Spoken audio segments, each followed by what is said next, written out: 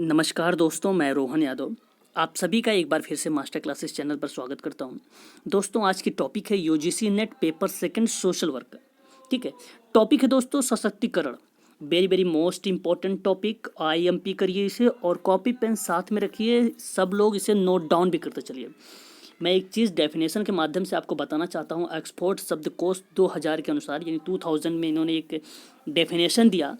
ये बताया सशक्तिकरण को कि शक्ति लोगों या चीज़ों को नियंत्रित करने को दुरुस्त करने की जो योग्यता है, और यह बताया कि शक्ति एक व्यक्ति या ग्रुप को कुछ कर सकने का प्राधिकार है।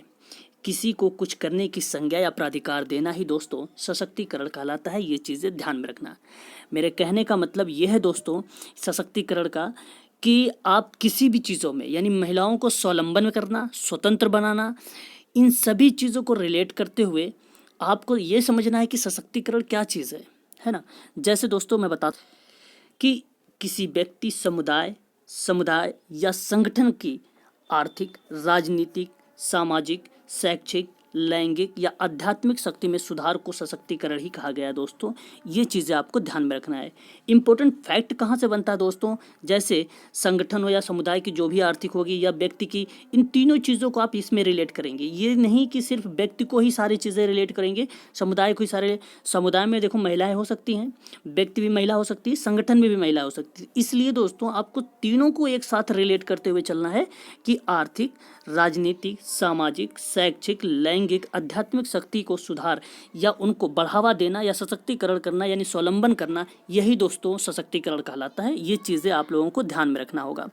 दोस्तों, महिला सशक्तिकरण को बेहद आसान शब्दों में परिभाषित किया जा सकता है कि महिलाएं शक्तिशाली बनती हैं जिससे वह अपने जीवन से जुड़े हर फैसले स्वयं ले सकते हैं और परिवार और समाज के अच्छी तरह से वो रह सकते हैं। समाज में उसके या उनके वास्तविक अधिकार को प्राप्त करने के लिए उन्हें सक्षम बनाना महिला सशक्तिकरण कहलाता है। ये चीज़ें ध्यान रखना। और दोस्तों इसमें ऐसी ताकत है कि वह समाज और देश में कुछ आप ये समझो कुछ बदल सकने की एक इच्छा या एक चाह है।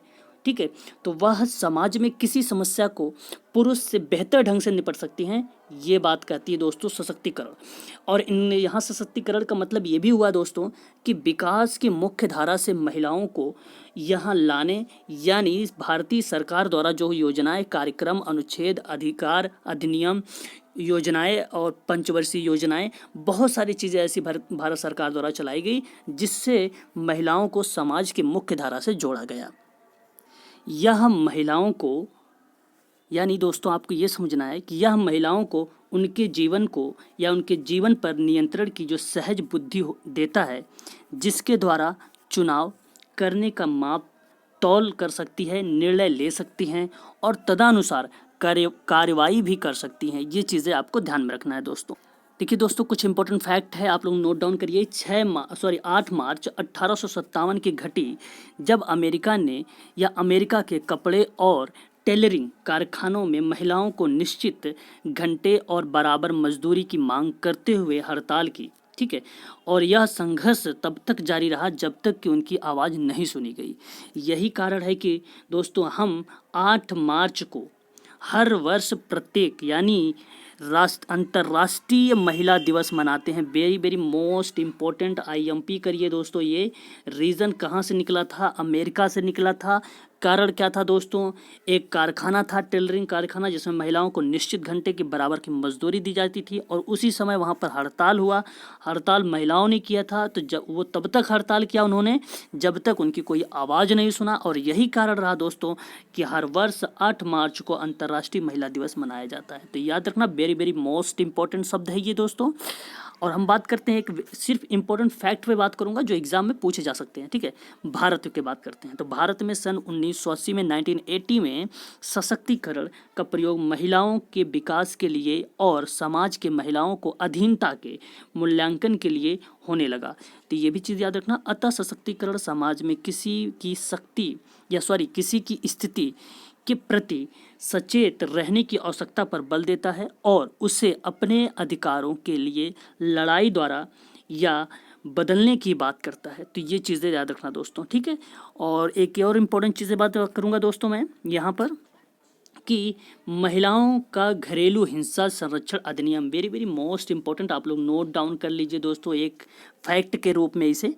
तो महिलाओं का घरेलू हिंसा से संरक्षण अधिनियम 2005 यानी 26 अक्टूबर 2006 को अधिसूचित किया गया था। तो याद रखना दोस्तों, अधिसूचित किया गया है 26 अक्टूबर 2006 को। अब अधिनियम कौन सा है दोस्तों? महिला घरेलू हिंसा के संरक्षण अधिनियम 2005। ठीक है, तो ये चीज़ें याद रखना। और पहली बार इस कानून में हिंसा से मुक्त कर या मुक्त घर पर महिला के लिए अधिकार की मान्यता दी थी। तो ये चीज़ें आपको दोस्तों ध्यान में रखना होगा क्योंकि इम्पोर्टेंट चीज़ें हैं।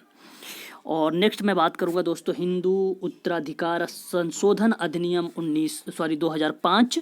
तो याद रखना दोस्तों 9 सितंबर 2005 को ये लागू किया गया था। तो अब ये आपको सोचना है दोस्तों कि हिंदू उत्तराधिकार संशोधन अधिनियम कब लागू किया गया है? तो 9 सितंबर 2005 को ये लागू किया गया है। यह अधिनियम हिंदू उत्तराधिकार अधिनियम 1956 में, ध्यान से सुनना, यही हिंदू उत्तराधिकार संशोधन अधिनियम जो 2005 है दोस्तों, उसी अधिनियम में यानी 1956 में लैंगिक भेदभाव के उपबंधों को दूर करता है और यानी उसे दूर किया गया।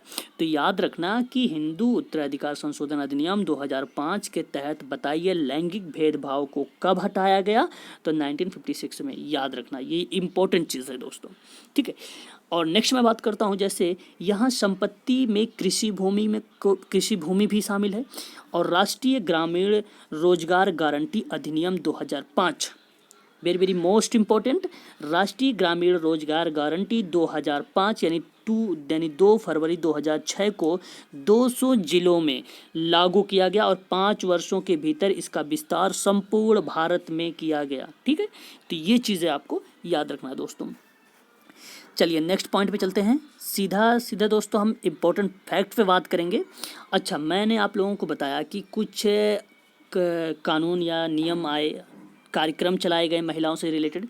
जब मैं आप लोगों को यूनिट नंबर 10 पढ़ाऊँगा तो उसमें सभी के बारे में चर्चा करूंगा। सिर्फ मैं यहाँ पे महिला सशक्तिकरण शब्दों को स्पष्ट करते हुए आपको रिलेट करना चाहता हूँ दोस्तों कि महिलाओं से संबंधित क्या क्या कानून आए थे। ठीक है, तो आप लोग नोट डाउन करते चलिए, इंपॉर्टेंट फैक्ट है ये।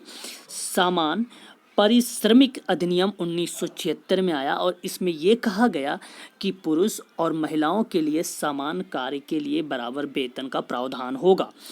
अब बराबर वेतन का प्रावधान महिलाओं को पुरुषों के बराबर रखा गया। तो बताइए वो कौन सा एक्ट था, वो कौन सा अधिनियम था? तो आप बताओगे समान पारिश्रमिक अधिनियम 1976। याद रखना दोस्तों। नेक्स्ट बात करता हूँ हिंदू विवाह अधिनियम 1955 में। अब दोस्तों जिसका 1976 में संशोधन हुआ, ठीक है, और लड़कियों को यह अधिकार दिया गया कि परिपक्व आयु वाली यानी जो परिपक्व मैच्योर हो जाएंगे यानी फीमेल 18 मेल 21, ठीक है, इसमें यही बात कही गई है। परिपक्व आयु प्राप्त करने से पूर्व बाल विवाह को निराकरण किया जाएगा। ठीक है दोस्तों, याद हो गया, समझ में आ गया। यहाँ ये चीज़ें हैं कि अगर 18 और 21 से नीचे होगी एज तो दोस्तों वो हिंदू विवाह अधिनियम 1955 के अकॉर्डिंग इसे दोस्तों निराकरण माना जाएगा। ये चीज़ें याद रखना। नेक्स्ट पॉइंट पे बात करता हूँ। विवाह संशोधन अधिनियम 2001 में आया और यही अधिनियम था दोस्तों, मैं बता रहा हूँ अभी, हिंदू विवाह अधिनियम, विशेष विवाह अधिनियम, पारसी विवाह, तलाक अधिनियम, आपराधिक प्रक्रिया संहिता। इसमें पोषण आवेदनों के तुरंत निपटारा करने के उल्लेख इसमें ही मिला है दोस्तों। तो याद रखना ये इम्पोर्टेंट फैक्ट था क्योंकि इतनी सारी चीज़ें जो उल्लेख मिल रहा है दोस्तों वो विवाह संशोधन अधिनियम 2001 के तहत ही मिल रहा है क्योंकि हिंदू विवाह अधिनियम जो विशेष विवाह अधिनियम था उसी से रिलेट कुछ इम्पोर्टेंट शब्द हैं या आप समझो ये कि ये एक व्यापक रूप से विवेकापूर्ण प्रावधान जो दे रहा है ये विवाह संशोधन अधिनियम 2001 के ही माध्यम से आप लोगों को मिल रहा है। ठीक है दोस्तों, तो ये चीज़ें आपको ध्यान में रखना होगा।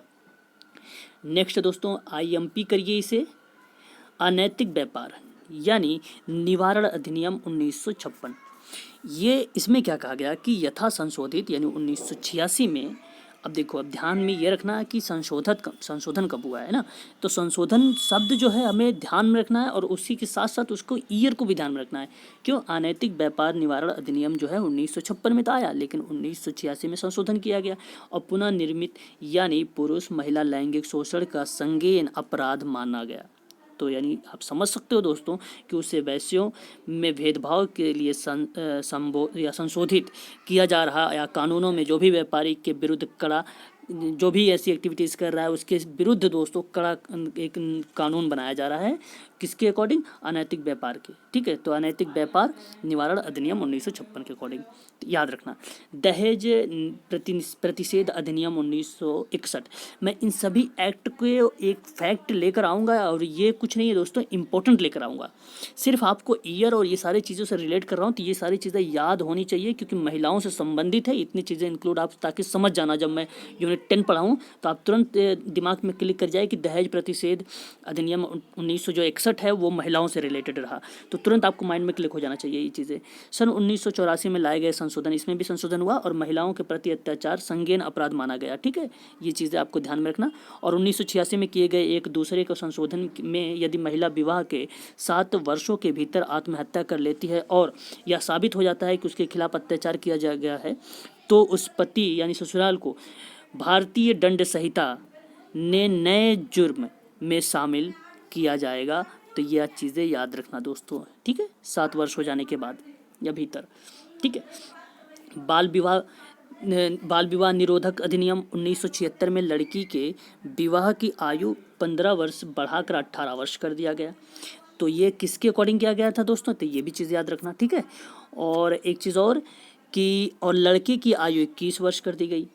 तो अब ये रखना है आपको कि जो बाल विवाह विरोधक अधिनियम था 1976 आया, इसी से पूछा जाता है कि बताइए 18 वर्ष जो है स्त्री का और 21 आयु यानी वर्ष जो है दोस्तों वो बॉयज़ यानी लड़कियों का, तो ये चीज़ होगी। तो याद रखना लड़के की आयु 21 और लड़की की आयु 18 वर्ष। ठीक है, और इस अधिनियम के अधीन अपराधों को संज्ञेय अपराध में माना गया अगर आप इससे कम की एज में करते हैं शादी। तो गर्भ का जो चिकित्सकीय समापन अधिनियम रहा दोस्तों वो 1971 रहा और इसमें आहार प्रशिक्षित डॉक्टर द्वारा मानवीय चिकित्सकीय आधार पर गर्भपात को कानूनी ठहराया और गैर प्राधिकृत गर्भपात के लिए अधिकतम सजा आजीवन कारावास तक भी हो सकती है। ये भी चीज़ें याद रखना दोस्तों कि गर्भ का चिकित्सकीय समापन अधिनियम 1971 के बारे में ये बात कही गई है। नेक्स्ट है दोस्तों स्त्री अशिष्ट रूपण प्रतिषेध अधिनियम 1986 में सती निवारण यानी सती प्रथा से कहा गया। यह अधिनियम 1986 में महिलाओं की गरिमा एवं संरक्षण करने के लिए और उसके विरुद्ध हिंसा रोकने के लिए, उनको शोषण से बचाने के लिए यह अधिनियम लाया गया था और नाम था उसका स्त्री अशिष्ट रूपण यानी प्रतिषेध है। रूपण का मतलब प्रतिषेध अधिनियम यानी एक्ट 1986। ठीक है, ये चीज़ें याद रखना। और नेक्स्ट है दोस्तों महिलाओं को घरेलू हिंसा के संरक्षण अधिनियम 2005। Very very most important, IMP करिए, ये एग्जाम में पूछा जाता है, प्रश्न यहाँ से बनते हैं। तो इसका मतलब ये है दोस्तों कि संविधान के अधीन उन महिलाओं के अधिकारों के संबंध में अधिक प्रभावी संरक्षण देना है जो परिवार के भीतर किसी प्रकार की हिंसा की शिकार हैं और उन मामलों के संबंध में उनके कारण या घर में किसी प्रकार की हिंसा की स्थिति में महिलाओं के तत्काल तुरंत सहायता प्रदान की जाएगी। तो ये कौन से एक्ट के माध्यम से? महिलाओं को घरेलू हिंसा के संरक्षण अधिनियम 2005 के अकॉर्डिंग। तो ये चीज़ें आपको ध्यान में रखना है दोस्तों। देखिए आप लोगों को मैं ये सारी चीज़ें बता चुका हूँ कि समान वेतन का अधिकार यानी श्रमिक अधिनियम के में आता है और ये सभी चीज़ें कार्यस्थल उत्पीड़न के खिलाफ कानून, यौन उत्पीड़न अधिनियम तहत आपको वर्किंग प्लेस पर हुए यौन उत्पीड़न के खिलाफ शिकायत दर्ज कराने पर पूरा हक है। ठीक है, तो ये चीज़ें भी आपको याद रखना चाहिए दोस्तों। कन्या भ्रूण हत्या के खिलाफ अधिकार है। और नेक्स्ट अगर हम करें संपत्ति का अधिकार है दोस्तों, मैं इन सब पर चर्चा कर चुका हूँ आप लोगों को उपरोक्त में। और गरिमा और शालीनता के लिए अधिकार दोस्तों, मैं इन सब पर और डिटेल्स जानकारी दूंगा, अच्छे से जानकारी दूंगा। अभी आप लोगों के सिर्फ मैंने ये सारी चीज़ें इंक्लूड करके बताया है कि ताकि आप लोग समझ जाओ कि महिलाओं सशक्तिकरण में जो कानून है, जो कार्यक्रम है, किस तरीके से है। इस तरीके से आप लोगों को पढ़ना होगा और इसके नोट्स बनाने होंगे, तभी दोस्तों आप लोग UGC नेट में GRF ला सकते हैं। हालांकि UGC नेट जो GRF का टॉपिक है दोस्तों कुछ खास बड़ा नहीं है, लेकिन हाँ कॉन्सेप्ट को समझते चलना है। यही टॉपिक आप बताइए, सोचो दोस्तों कि सशक्तिकरण की ही टॉपिक जाके यूनिट नंबर 10 में इंक्लूड कर दिया है। तो अब आपको ये सोचना है कि अलग कुछ नहीं है, हमें कुछ टॉपिक को वहाँ से यहाँ करना है, यूनिट 10 से किसी और यूनिट में डालना है, किसी और यूनिट का किसी और यूनिट में थोड़ा थोड़ा करके पढ़ना है। तो ये चीज़ें याद रखना दोस्तों, क्योंकि इंपॉर्टेंट चीज़ें हैं। और पढ़ते चलो साथ ही साथ दोस्तों। अगर कोई डाउट हो रहा है या कोई शब्द ऐसे आप लोगों को जैसे नया शब्द मिल गया या कोई ईयर में कन्फ्यूज़न बार बार हो रही, तो आप मुझे कमेंट करिए। मैं उसके लिए दोस्तों आपको 5 मिनट 2 मिनट 3 मिनट की वीडियो बना के अपलोड कर दूंगा, और ताकि आप लोगों के जो कॉन्सेप्ट है वो क्लियर हो जाए। ठीक है, कहीं कन्फ्यूज़न ना रहे आप लोगों को ईयर में, और ना ही दोस्तों कोई कानून में, कोई अधिनियम में। जो आप कहोगे मैं सारा चीज़ें आप सभी के लिए प्रोवाइड कर दूंगा। बस आप लोग दोस्तों कमेंट करके मुझे ज़रूर बताना। ठीक है, मिलता हूँ दोस्तों नेक्स्ट वीडियो में। तब तक के लिए जय हिंद, जय भारत।